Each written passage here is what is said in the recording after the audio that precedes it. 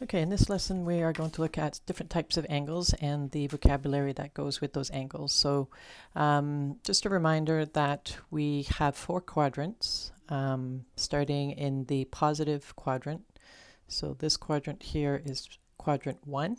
So this would be the positive x-axis. So we often talk about the positive x-axis as the starting point.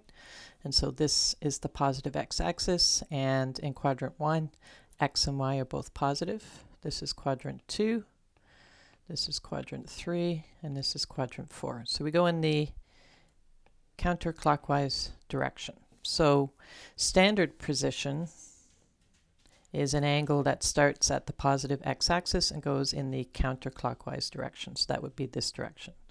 So this would be any positive angle. So a positive angle goes in the counterclockwise direction. A negative angle would go in the clockwise direction. So we'll go the other way. So for example, if I drew 60 degrees, I would start at 0, or on the positive x-axis going in the counterclockwise direction. That would be positive 60 degrees. If I wanted to draw a negative 60, I would go in the clockwise direction. 60 degrees. So negative 60 would be going the other way. We also talk about the related acute angle. So that's the angle that we use a lot to solve for the variable. So the related acute angle is the angle that we create between the terminal arm and the closest x-axis. That should say terminal arm. So the terminal arm is where the angle ends. It's the hypotenuse. So for example, if I wanted to draw 150 degrees, I would start at the positive x-axis. I would go in the counterclockwise direction till I hit about 150. So 150, remember that this is 90 and this is 180. So 150 is approximately in quadrant 2. And then we always connect to the x-axis to create that terminal arm, or that related acute angle. So here's my terminal arm. This is where the angle ended. The angle I've created is a 30-degree related acute angle. We can just say related angle. The reason we say acute is because the related acute angle is always less than 90. We're not going to have any angle over 90 because we're always connecting to the nearest x-axis. So it will never be over 90 degrees and it will always be positive. So how did I find 30? Well, I know it's 180 to here, and I subtracted the 150 that I've traveled, and that gives me an angle of 30. So the related acute angle for 150 would be a 30-degree angle. So let's look at these. So graph and then find the related acute angle. So 135 starts in the positive x-axis, goes in the counterclockwise direction. 135 would be in quadrant 2. We connect to the x-axis, and the related angle would be 45. Because the closest x-axis is 180, and I'm going to subtract 135, and that gives me 45 degrees. 210. Well, 210 is past 180, but less than 270. So it's going to be all the way over here in quadrant 3. Going to connect to the x-axis. So what is this angle here? Well, that is 30.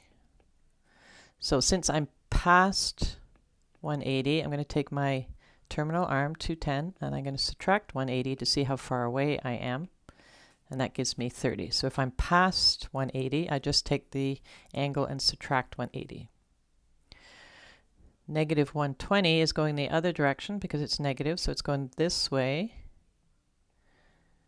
So negative 120 is in quadrant 3. We're going in the negative direction.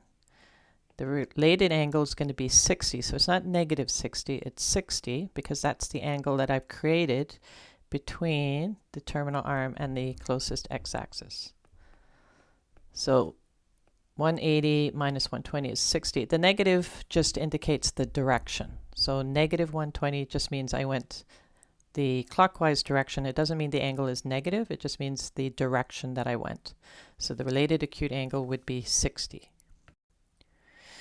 A coterminal angle is an angle that has the same terminal arm, so you end up at the same spot. So if I have 120, 120 is positive, so it's going to go counterclockwise in this direction. There's 120. So here's my terminal arm. This is where I ended up. Let's draw this in red. So we want an angle that ends up at the same spot.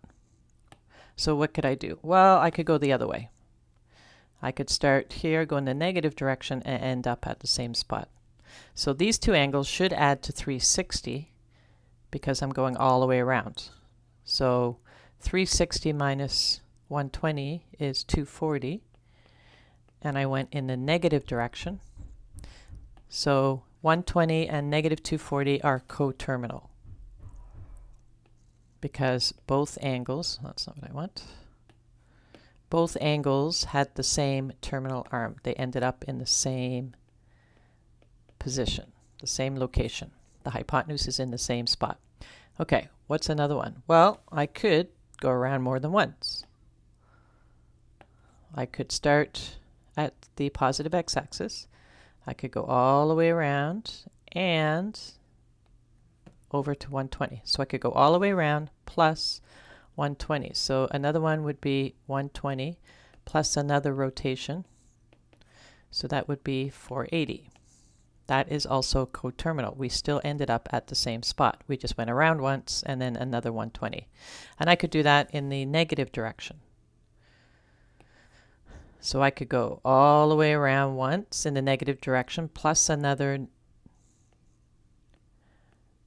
240 plus another 240. So that would be 600, and I went in the negative direction. So that would also end up at the same spot. So I go all the way around once, plus another negative 240 would still end up at that same terminal arm. So a coterminal angle is an angle that has the same terminal arm. Whether you go around left, whether you go around right, whether you go around more than once, you have to end up at the same spot.